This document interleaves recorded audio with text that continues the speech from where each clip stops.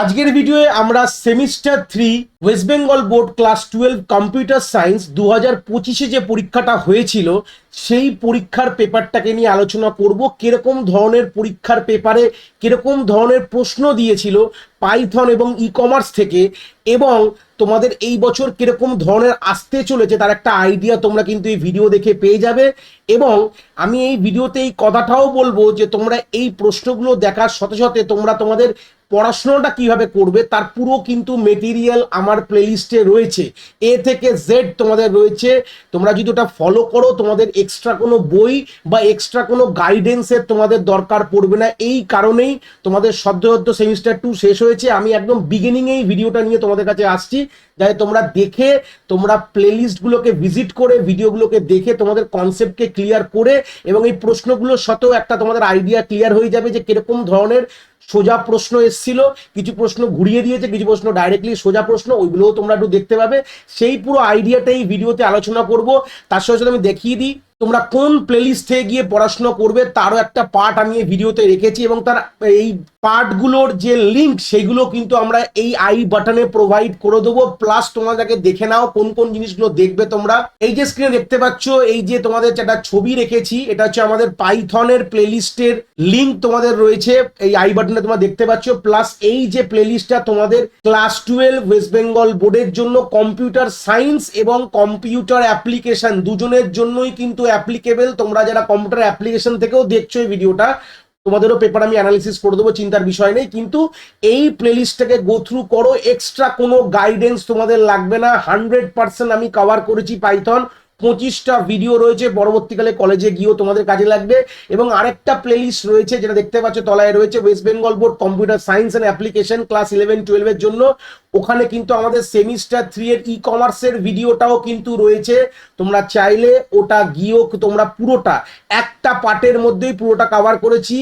1 ঘন্টা 45 মিনিটের ভিডিও আছে, সময় করে দিতে পারলে এ থেকে জেড কিন্তু তোমরা পেয়ে যাবে। যদি মনে হয় নোটস দরকার, এই ভিডিওটার ডিসক্রিপশনে পুরো ডিটেলস দেওয়া রয়েছে, তোমরা ফলো করে নোটসটাও কিন্তু তোমরা পেতে পারো। এবং এই প্লেলিস্টের মধ্যে তোমাদের পরবর্তীকালে কিন্তু তোমাদের সেমিস্টার 4 এর যে তোমাদের এআই এরও পুরো ওয়ান শট ভিডিও রয়েছে।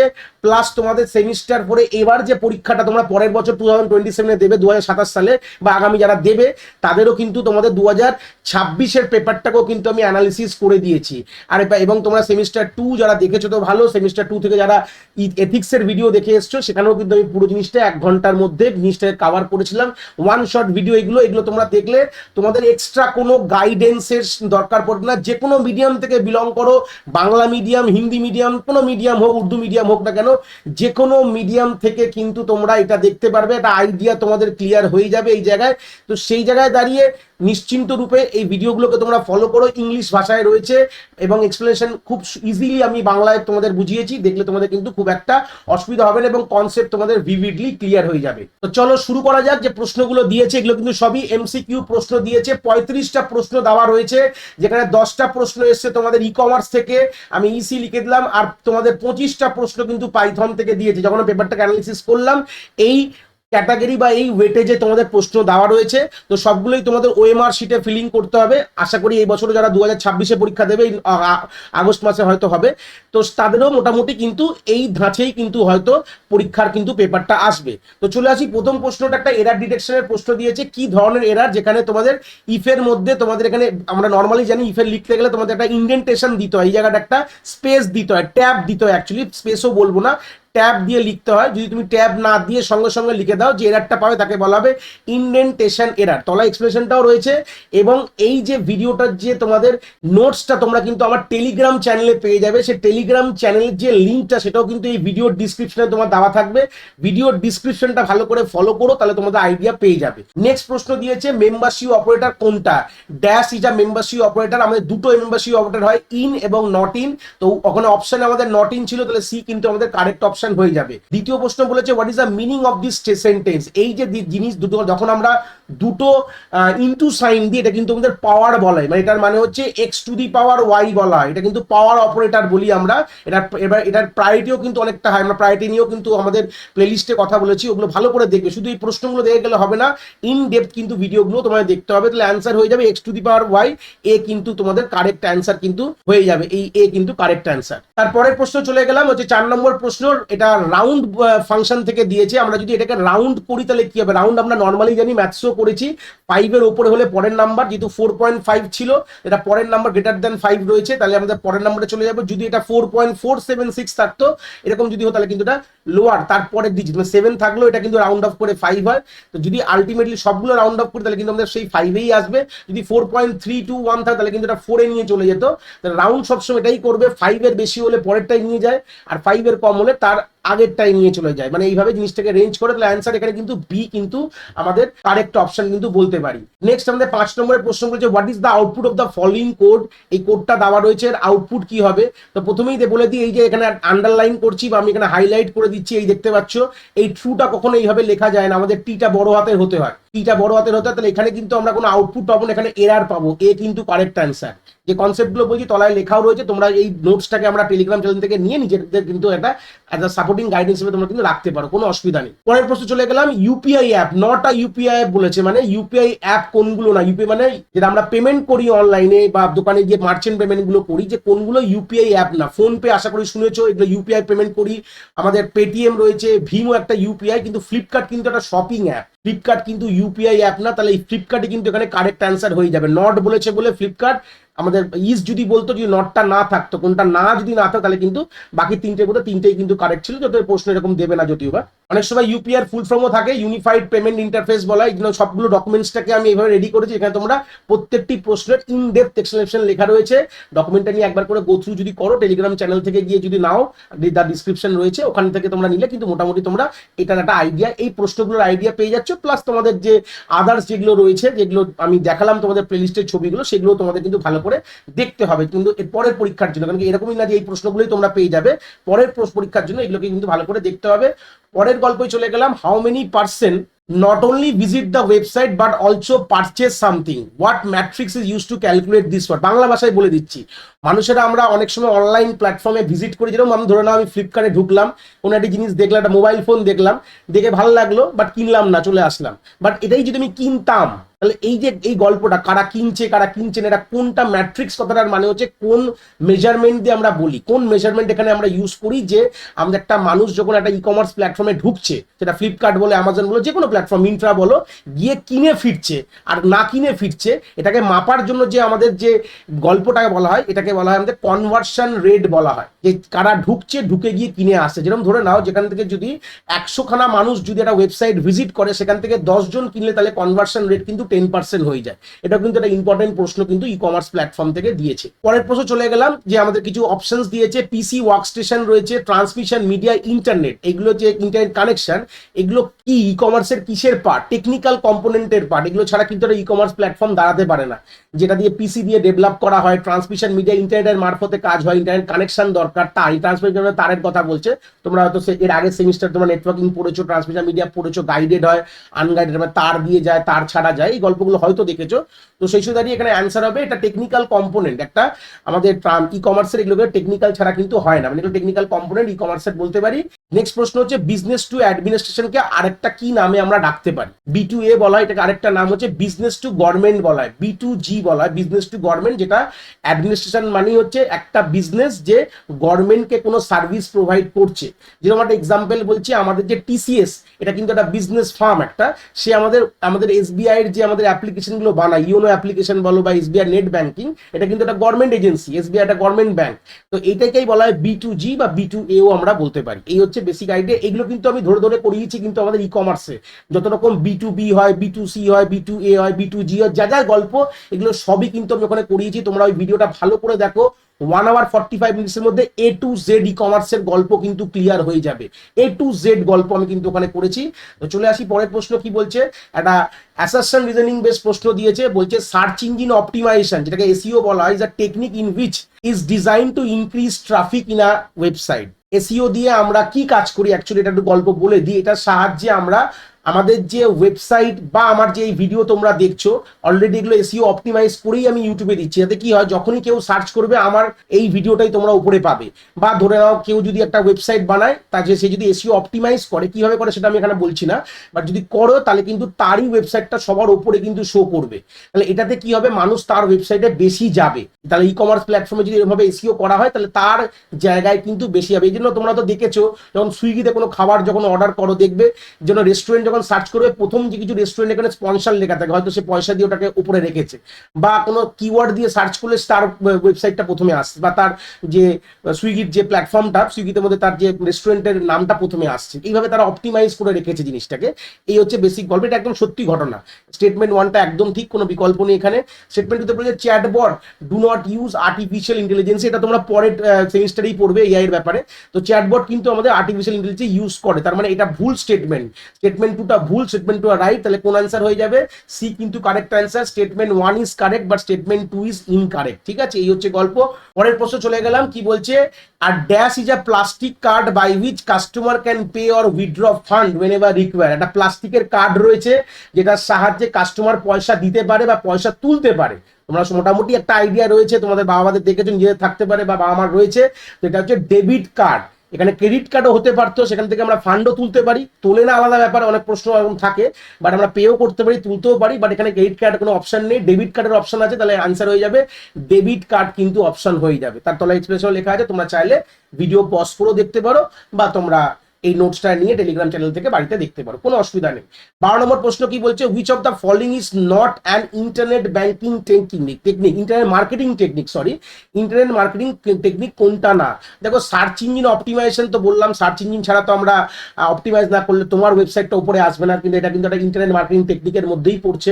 এই পার্টটাও কিন্তু আমাদের কিন্তু ওই ই কমার্সের পুরো ভিডিও লাস্টের দিকে আমরা পুরো কভার করেছি, এ থেকে জেড। ব্লগ মার্কেটিংও একটা ইন্টারনেট মার্কেটিং এর পার্ট, ইমেল মার্কেটিংও একটা ইন্টারনেট মার্কেটিং এর পার্ট কিন্তু, বাট শপ মার্কেটিং মানে দোকান থেকে কেনাটা কিন্তু ইন্টারনেট মার্কেটিং এর পার্ট, এটা হচ্ছে অফলাইন মার্কেটিং এর পার্ট। তো এই জন্য অ্যান্সার কিন্তু এখানে সি কিন্তু কারেক্ট অপশন কিন্তু এখানে হয়ে যাবে। পরের প্রশ্ন বলছে a dash terminal is a digital device use to process sales transaction at the point of purchase. তোমরা এই ছবিটা পাশে রেখেছি তোমাদের বোঝানোর জন্য। তোমরা যখনই কখনো কোনো জায়গায় মলে গেছো বা কোনো জায়গায় দোকানে গেছো, এরকম একটা জিনিস দেখেছো যেখানে আমরা কার্ডকে আমরা সোয়াইপ করতে পারি। এটা হচ্ছে সেই জিনিসটা যেটার সাহায্যে আমরা যখন কোনো কিছু কিনি আমরা, তো এই ডিজিটাল ডিভাইসটা কিন্তু ব্যবহার করা হয়। এর নামটা কি বলেছে? এর নামটা বলা হয় পয়েন্ট অফ সেল বলা হয়। তাহলে আমাদের অপশন কিন্তু ডি কারেক্ট অ্যান্সার। তো পয়েন্ট অফ সেল হচ্ছে একটা ডিজিটাল ডিভাইস যেটার সাহায্যে আমরা এই যে যখন বিক্রি করি তার ট্রানজাকশনটা আমরা কমপ্লিট করতে পারি। এখনকার দিনে টাচ স্ক্রিন চলে এসে, আগেকার দিনে কিপ্যাডওয়ালা ছিল, অনেক জায়গায় কিপ্যাড এখনো আছে, বাট এখনকার দিনে যে প্ল্যাটফর্মগুলো এখন যে কোনো ডিফারেন্ট ব্যাংক দিচ্ছে, অ্যাক্সিস ব্যাংক, পেটিএম, তারা এরকম একটা টাচ স্ক্রিনওয়ালা সেট দিয়ে দিচ্ছে যেখানে তোমার টাচ করে করে কাজ করি। আগেকার দিনে ওটাকে টাইপ গল্পতে কিন্তু কাজ হতো। এই হচ্ছে বেসিক গল্প। আর নেক্সট প্রশ্ন চলে গেলাম, ফুল ফর্ম অফ আইএমপিএস, মুখস্থর পার্ট, এটা এখানে বলার কিছু ব্যাপার নেই। এটা বলে ইমিডিয়েট পেমেন্ট সার্ভিস। কি জিনিস তলায় লেখা রয়েছে এটা একটা, ওটাও আমরা ভিডিওতেও বলেছি। এটা একটা ইমিডিয়েট পেমেন্ট সার্ভিস বলতে যেখানে আমরা যে ফান্ডটা, ইলেকট্রনিক ফান্ড আমরা ট্রান্সফার করতে পারি একটা ব্যাংক অ্যাকাউন্ট থেকে একটা ব্যাংক অ্যাকাউন্টে, রিয়েল টাইম আমরা কাজ করতে পারি। এর পুরো বিষয় বিস্তারিত গল্প কিন্তু আমাদের ওই ভিডিওতে রয়েছে। আমি কিন্তু বিষয় বিস্তারিত ঢুকছি না, মানে কনসেপ্টের পেছনে ইনডেপ ঢুকছি না, জাস্ট ওভারভিউ আইডিয়া দিয়ে দিচ্ছি আর প্রশ্নগুলোর আইডিয়া দিলাম, প্লাস তোমাদের বলে দিলাম তোমরা কোথা থেকে পড়বে। তার এই যে ভিডিওর কিন্তু আই বাটনে সব লিঙ্ক প্রোভাইড করে দেওয়া রয়েছে, প্লাস দেখিয়েও দিয়েছি। তোমরা চ্যানেলে গিয়ে সার্চ করলেও আমার প্লেলিস্ট সেকশনে গেলে তোমরা পেয়ে যাবে, সবই পেয়ে যাবে, কোনো কিছু তোমাদের ওখানে বাদ রাখিনি আমি। এ থেকে জেড পেয়ে যাবে, কোনো এক্সট্রা গাইডেন্স দরকার নেই। এই সেমিস্টারে 35 পাওয়ার জন্য এক্সট্রা পয়সা বাইরে কোথাও খরচা করার আমি মনে করি দরকার নেই। তোমরা এটা দেখলেই কিন্তু তোমাদের একটা আইডিয়া কিন্তু ক্লিয়ার হয়ে যাবে। এমন কিছু টাফ পেপার দেয় না, এ টু জেড কভার করে দেওয়া রয়েছে একদম, এই নিয়ে কোনো বিকল্প নেই।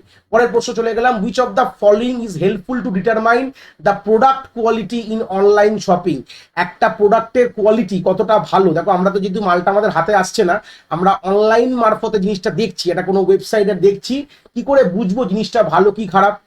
তারা কত লোক কিনেছে এবং তাদের রিভিউ দেখে, কত লোক পারচেস করেছে এবং তার প্রোডাক্টের রিভিউটা দেখে আমরা জাজ করতে পারি যে জিনিসটা কতটা ভালো কতটা খারাপ। তাহলে অ্যান্সার হয়ে যাবে প্রোডাক্ট রিভিউ। প্রোডাক্ট রিভিউ দেখে, প্রোডাক্টের রিভিউ দেখে আমরা কিন্তু জিনিসটা কিনি। ক্যাশ অন ডেলিভারি গল্পটা লেখা আছে, অনেক সময় তোমাদের মনে থাকতে পারে স্যার ক্যাশ অন ডেলিভারিতে কিনলাম, প্রথমে মালটা দেখলাম তারপরে পয়সা দিলাম। সবসময় কিন্তু হয় না, সব কিন্তু অ্যালাউ করে না, তোমাকে পয়সা দেওয়ার পর খুলে দেখতে হবে, পরে আবার রিটার্ন করতে হবে, সময় নষ্ট হবে। তো বেটার যেই প্রোডাক্টের রিভিউ ভালো সেই প্রোডাক্টটাই আমরা কিনি। তাহলে আমাদের অ্যান্সার হয়ে যাবে প্রোডাক্ট রিভিউ দেখে কিন্তু আমরা এই জিনিসপত্রগুলো কিনি বলতে পারি। পরের প্রশ্ন বলছে what will be the output of the following Python code. এবারে আমাদের কিন্তু গল্প শেষ হয়ে গেল এই পজিশনে গিয়ে। এবার আমাদের পাইথনের পার্ট শুরু হয়ে গেল। আগেও কিছু পাইথন দেখেছি, এরপর থেকে পুরোটাই পাইথন রয়েছে তোমাদের পরীক্ষার প্রশ্ন পেপারে। তো এই যে এটা আমাদের লিস্ট স্লাইসিং থেকে এসে স্ট্রিং স্লাইসিং বলতে পারি যদিও বা। তো আমাদের টেক্সটের মধ্যে একটা পাইথন প্রোগ্রামিং রেখেছে, আর এখানে প্রিন্ট করতে বলে যে টেক্সট শুরু হয়েছে আমাদের -7 থেকে শেষ কিছু বলে দেওয়ার নেই। তাহলে এই পাইথন প্রোগ্রাম কথাটা প্রথমে পাশে লিখছি, তারপর আমি তার ইন্ডেক্সিং গুলো দিয়ে দিচ্ছি, তাহলে তোমরা দেখলে একদম ইমিডিয়েটলি বুঝে যাবে কিভাবে কাজ হবে। তো কিভাবে লিখবে দেখো, এটা লিখলাম পাইথন, এই কথাটা এর মাঝে লিখবে, লিখে নিয়েছো পুরো জিনিসটা। এবার তোমরা কি করবে দেখো, আমাদের দু রকম ইন্ডেক্সিং হয়, লেফট টু রাইট ইন্ডেক্সিং হয়, লেফট থেকে রাইটে যাবো, আবার রাইট থেকে লেফটে আসবো।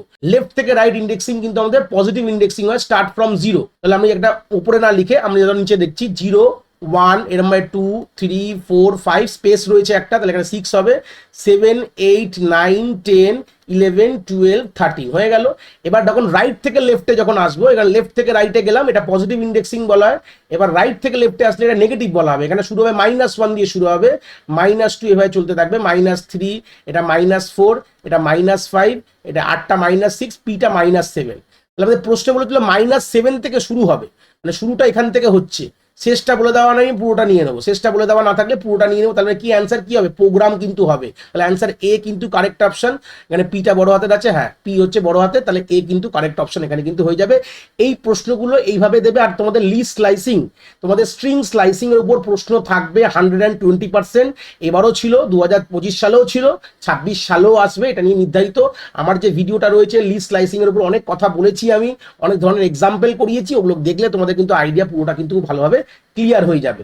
পরের প্রশ্ন চলে আসলাম ফাইন্ড ফাংশন। এরকম ধরনের ফাংশন থেকেও প্রশ্ন হবে। Determine the dash of substring. Find function আমাদের সাবস্ট্রিং এর কোন পজিশনটাকে ডিটারমাইন করে, তো আমি সবসময় ফার্স্ট পজিশনকে ডিটারমাইন করে। যেরকম এক্সাম্পলের মধ্যে রয়েছে এই যে ধরনের টেক্সট রয়েছে পাইথন প্রোগ্রামিং, আর আমি লিখেছি টেক্সট ডট ফাইন্ড, এখানে পিআর, এটা সাবস্ট্রিং, এটা প্রথম যেখানে খুঁজে পাবে তার স্টার্টিং ইন্ডেক্সটা ফেরত দেবে।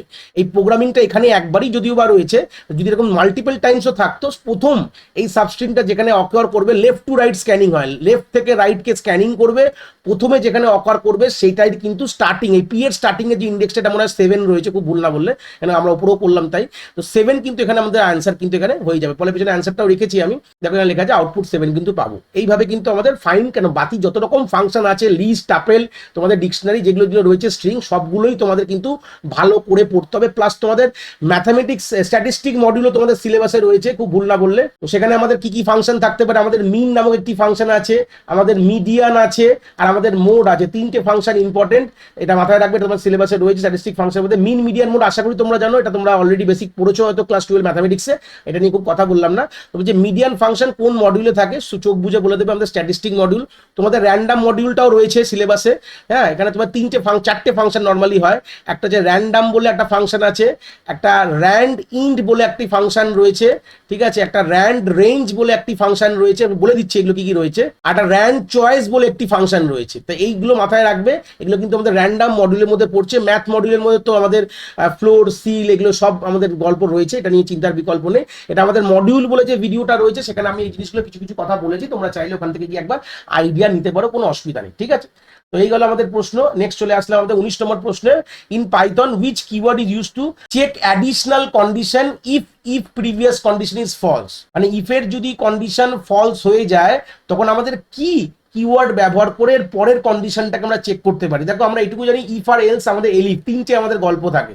কন্ডিশনাল স্টেটমেন্ট আমাদের পাইথনে 3টে আছে, ইফ আছে, আমাদের এলস আছে, আর এলিফ আছে। তাহলে ইফ মানে আর ইফ এলস কে পেয়ারিং আমরা বলি কেন, তাহলে ইফ যদি একটা কন্ডিশন দিই, যদি ওটা ফলস হয় তাহলে এলস এক্সিকিউট করে, এলসে কোনো কন্ডিশন দেওয়া যায় না।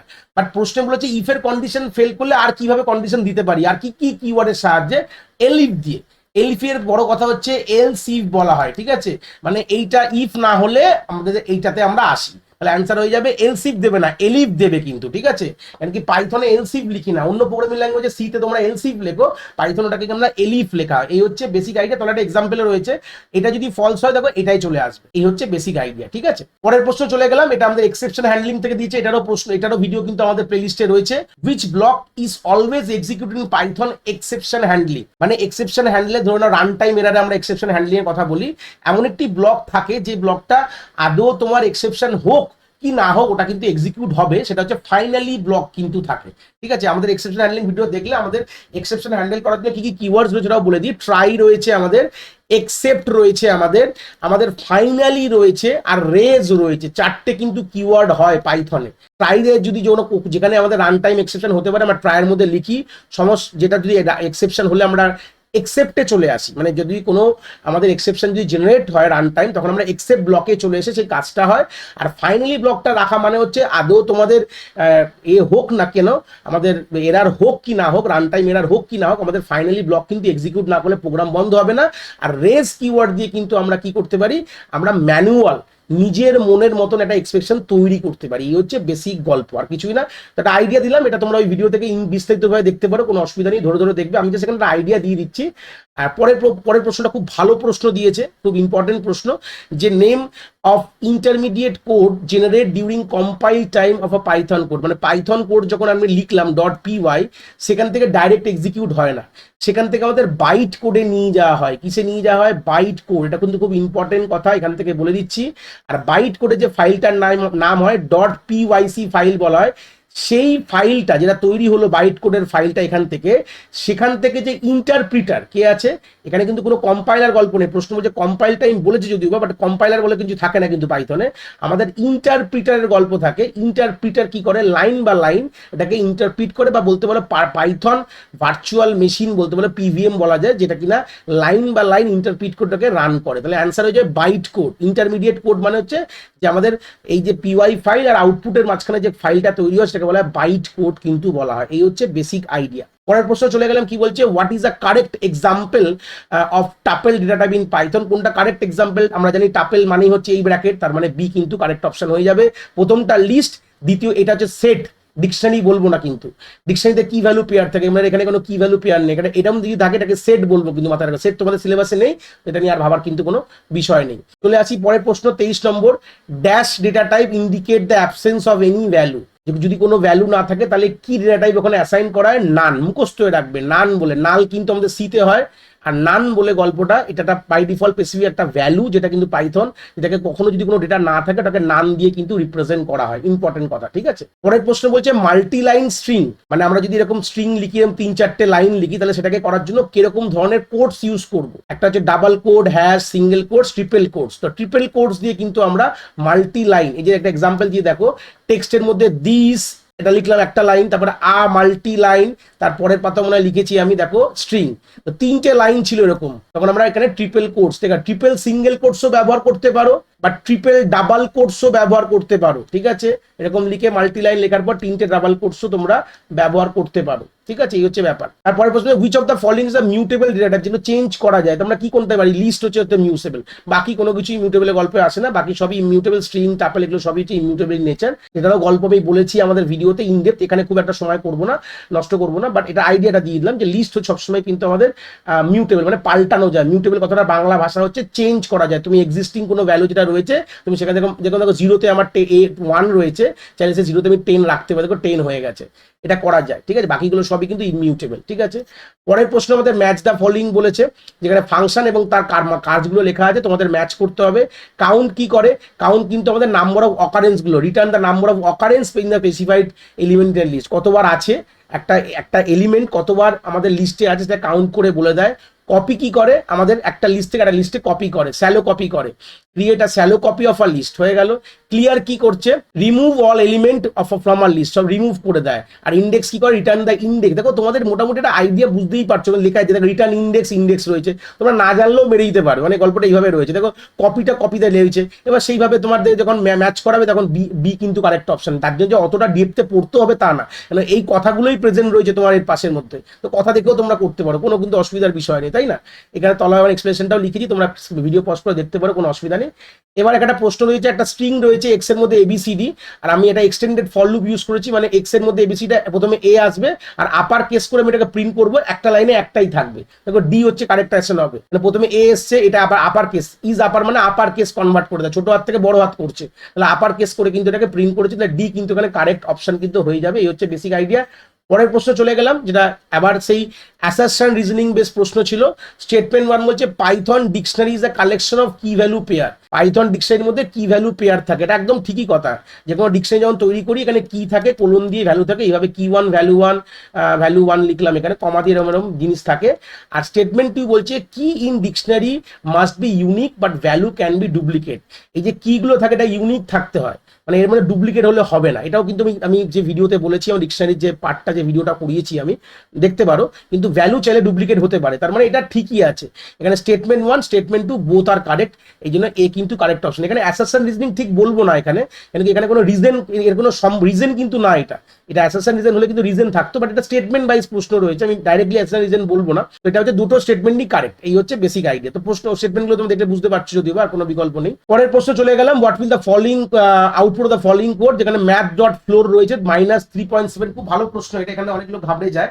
দেখো ফ্লোর আর সিল দুটোই ভালো প্রশ্ন হয় এখান থেকে, যখন দেয় ম্যাথ মডিউলের মধ্যে আছেন, ম্যাথটাও তোমাদের কিন্তু সিলেবাসে রয়েছে, আমি বললাম যদিও আগে। তো আমাদের ফ্লোর ফাংশন কি করে, নিচে নেমে আসে। ও মাথা দেখো, ছাদটা হচ্ছে সিল আর ফ্লোর হচ্ছে আমাদের যে তলায় যে মাটিটা, মানে ধরো না তুমি রয়েছো এখানে দাঁড়িয়ে রয়েছো, তোমার উপরে যে সিলিংটা রয়েছে মানে ছাদটা রয়েছে, সিল বলা হয়, আর ফ্লোর নিচে।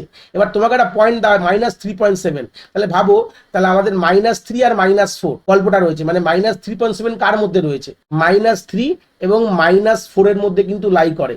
তাহলে একদম গল্প ঠিক আছে। তাহলে আমাদের যেহেতু মাইনাসে যখন ভাবি, -3 ওপরে থাকে, -4 নিচে থাকে, কারণ কি যত আমরা এদিকে আসি নিচের দিকে নামি ছোট হতে থাকে জিনিসটা। -4 কিন্তু -3 থেকে ছোট, -3 কিন্তু বড়, তাহলে গল্প হচ্ছে নিচের দিকে -4।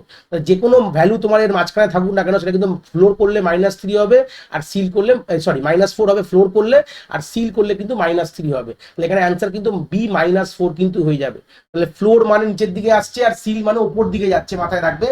পজিটিভের ক্ষেত্রে দেখো ইজিলি করা যায়, বাট নেগেটিভের ক্ষেত্রে কিন্তু একটু প্রবলেম হয়। এটা প্রশ্ন কিন্তু নেগেটিভ দিয়েই কিন্তু অনেক সময় দেয়। গত বছর তোমাদের ফ্লোর দিয়েছে, এই বছর সিল দিতে পারে, কোনো অসুবিধা নেই, এইরকম ভাবেই হবে। তো এবার আরেকটা ম্যাচ দ্য ফলোইং এর প্রশ্ন দিয়েছে তোমাদের, চলে আসি মডুলাস দেখতে। অপারেটর থেকে প্রশ্ন, মডুলাস এটা পার্সেন্টেজটা মডুলাস, ইকুয়াল টুটা হচ্ছে অ্যাসাইনমেন্ট অপারেটর, আশা করি জানো। এক্সপোনেন্টটা কি আমাদের, এগুলো অলরেডি একটা প্রশ্ন ছিল আমাদের প্রথম দিকেই, 2-3 নম্বরের প্রশ্ন, 3 নম্বর মনে হয় ভুল না বললে। আর ফ্লোর ডিভিশন মানে এটা ডবল বাই মানে ফ্লোর ডিভিশন, তো এইটা সিম্বলটা এটা, তাহলে এখানে অপশন এ কিন্তু কারেক্ট অপশন হয়ে যাবে, ঠিক আছে। পরের প্রশ্ন বলছে আর new dictionary can be created by using, কিভাবে তৈরি করবে, আমাদের ডিক্ট বলে আমাদের একটা কনস্ট্রাক্টর বা ফাংশন রয়েছে, যেটা সাহায্যে আমরা নতুন একটা এমটি ডিকশনারি তৈরি করতে পারি, ঠিক আছে। এটা ডিকশনারি ভিডিও থেকে তোমরা পাবে। Which operator use to assign value to a variable, কোন অপারেটর দিয়ে আমরা একটা ভেরিয়েবলের মধ্যে ভ্যালু অ্যাসাইন করি, অ্যাসাইনমেন্ট অপারেটর। খুবই ইজি প্রশ্ন, প্রশ্ন কিন্তু প্রচন্ড ইজি। এই তো প্রথম বছর পরীক্ষা হয়েছিল নতুন সিলেবাসে, প্রশ্ন কিন্তু প্রচন্ড ইজি দিয়েছে। এই বছর কিন্তু অত ইজি দেবে বলে মনে হয় না আমার, কিন্তু এবার যেহেতু যত দিন যাবে প্রশ্ন পেপার লেভেল কিন্তু একটু টাফের দিকেই যাবে। তো তোমরা ভালো করে ভিডিওগুলোকে দেখো, কনসেপ্ট কিন্তু ক্লিয়ার করে যাও, অ্যাটলিস্ট তোমাদের কোনো প্রশ্নের বাইরে আসবে না। এইটুকু গল্পের মধ্যে কথা বলছি।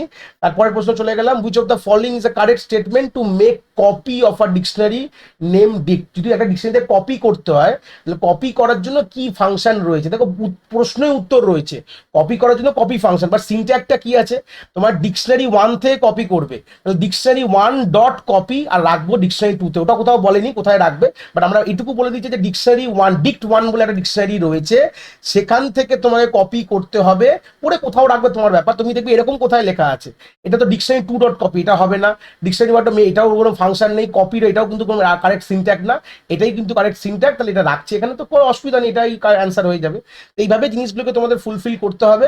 আর নেক্সট 34 এর প্রশ্ন চলে গেলাম, এটাও একটা লিস্ট স্লাইসিং এর প্রশ্ন রয়েছে, তোমাদের এখানে লিস্টের নাম্বার করতে 0 1 2 3 4 5, ভালো কথা দিয়ে দিয়েছি, আমরা ইন্ডেক্সিং করে ফেললাম।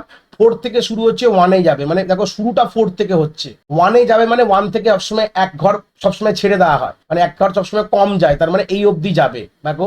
আর -1 তো দাবাই রয়েছে, -1 গল্প তাহলে কি রিভার্সে আসবে, কিন্তু 4 থেকে প্রথমে হবে 50, তারপর হবে 40, তারপর হবে 30, তাহলে অ্যান্সার কি হয়ে যাবে দেখো আমাদের ডি। কিন্তু এটা কিন্তু লিস্ট ব্র্যাকেট থাকবে কিন্তু, ঠিক আছে, মাথায় রাখবে, এটা কিন্তু এটা লিস্ট ব্র্যাকেটকে রাখতেই হবে, লিস্ট স্লাইসিং এর আউটপুট সবসময় লিস্ট ব্র্যাকেট থাকে, ঠিক আছে। তাহলে 50 40 30 কিন্তু এখানে কারেক্ট অপশন কিন্তু এখানে হয়ে যাবে। এখানে তলা এক্সপ্রেশন রয়েছে, লিস্ট স্লাইসিং এ স্টার্ট স্টপ স্টেপ দেওয়া হয়, এবং যেহেতু আমরা -1 মানে ব্যাকওয়ার্ড রিভার্সে যাচ্ছে, আর স্টার্ট 50 থেকে হচ্ছে 50 40 30 কি শেষ হচ্ছে, এই হচ্ছে ব্যাপার। তলায় লিখে দিয়েছি যদিও এগুলো, একবার তোমরা গো থ্রু করতে পারো। লাস্ট প্রশ্নে চলে আসলাম যে আমাদের রেঞ্জ ফাংশনে, জেনারেল সিনট্যাক্স রেঞ্জ ফাংশনে কি আছে, যে আমরা প্রথমে স্টার্ট দিই, স্টপ দিই আর স্টেপ সাইজ, যেটা মোটামুটি জানো কোনটা আমাদের ম্যান্ডেটরি প্যারামিটার, মানে যেটা দিতেই হয়। দেখো আমরা স্টার্ট আর স্টেপটা হচ্ছে আমাদের তাদের ডিফল্ট ভ্যালু রয়েছে, এটা কিন্তু নট ম্যান্ডেটারি, মানে দিতেই হবে এরকম কোনো ব্যাপার না, দিলে আমরা ডিফল্ট ভ্যালু নিয়ে নেবো।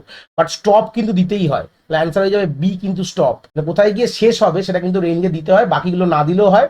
তো সেই সূত্রে গেলে আমাদের রেঞ্জে 3টে ভেরিয়েন্ট দেখাচ্ছি। শুধু স্টপ দিলে তাহলে স্টার্ট, আর আমাদের বলে দিই স্টার্টের ডিফল্ট ভ্যালু 0, আর স্টেপ সাইজেরও ডিফল্ট ভ্যালু কিন্তু 0 আমাদের, ঠিক আছে, মাথায় রাখবে এটা। সরি 0 না 1, এটা হচ্ছে 1। স্টেপ সাইজের এক এক করে বাড়বে, এটা মাথায় রাখবে। সেভ মানে হচ্ছে বাড়ে কিভাবে, এক এক করে বাড়ে কি কমবে, 2 করে বাড়বে কি 2 করে কমবে, এটা ব্যাপার। -1 মানে এক এক করে কমবে, +1 এটা কিছু না দেওয়া মানে +1 মানে এক এক করে বাড়বে। তাহলে এটা একটা গল্প হতে পারে, একটা ভেরিয়েন্ট। 2 নম্বর হচ্ছে দেখো স্টার্ট আর স্টপ দিয়েছি, স্টেপ দিইনি। আর 3 নম্বর হচ্ছে 3টেই প্রোভাইড করেছি। তো এই হচ্ছে বেসিক গল্প। তো আমরা নর্মালি যখন রেঞ্জ ইউজ করি আমরা শুধু এরকমই লিখি, ফর আই ইন রেঞ্জ ব্র্যাকেটে 5, মানে 0 থেকে শুরু হচ্ছে 5 অব্দি যাবে। 0 স্টার্ট না দেওয়া মানে কিন্তু এটা 0 আমরা অ্যাজাম্পশন করি। এটা আমি রেঞ্জ ফাংশনে লুপসে বুঝিয়েছি আমরা। লুপস বলে যে ভিডিওটা রয়েছে আমাদের, যে আমাদের লুপিং স্টেটমেন্ট যেটা ভিডিও রয়েছে প্লে লিস্টে, ওখানেও আমরা গল্প কিন্তু বুঝিয়েছি। তো এই গিয়ে মোটামুটি আমাদের 35 খানা কোশ্চেন এখানে শেষ হলো। তো এখান থেকে একটা আমরা ওভারভিউ জিস্ট পেয়ে গেলাম যে কিরকম ধরনের প্রশ্ন এসছে 2025 এবং আগামী দিনে 2026, যে এই বছর আগস্ট বা সেপ্টেম্বরে তোমাদের পরীক্ষা হতে পারে। তো সেরকম কিরকম ধরনের প্রশ্ন আসবে, কোথা থেকে তোমরা পড়বে, তার মেটেরিয়ালসটাও বলে দিলাম, যে আমার চ্যানেলে সব রয়েছে, ওগুলোকে ভালো করে গো থ্রু করো, ওখান থেকে একটা আইডিয়া পেয়ে যাবে। তো এইগুলোকে ধরে তোমরা এগাও, তোমাদের কিন্তু এই পরীক্ষা প্রচন্ড ভালো হবে। প্রচন্ড পেপার কিন্তু প্রচন্ড টাফ দেয় না, পুরোটাই তোমাদের কনসেপ্টের উপর দেয় computer science. Same for the computer application also, তারাও কিন্তু দেখতে পারে, কোনো অসুবিধা নেই। তাদেরও কোশ্চেন পেপার নিয়ে খুব শিগগিরই আমি আসবো চ্যানেলে, চিন্তার বিষয় নেই। তো আশা করি তোমরা কনসেপ্টগুলো এখান থেকে ভালো করে বুঝতে পেরেছো। আবার তোমাদের সঙ্গে নতুন কোনো ভিডিও নিয়ে কিন্তু আমাদের দেখা হবে।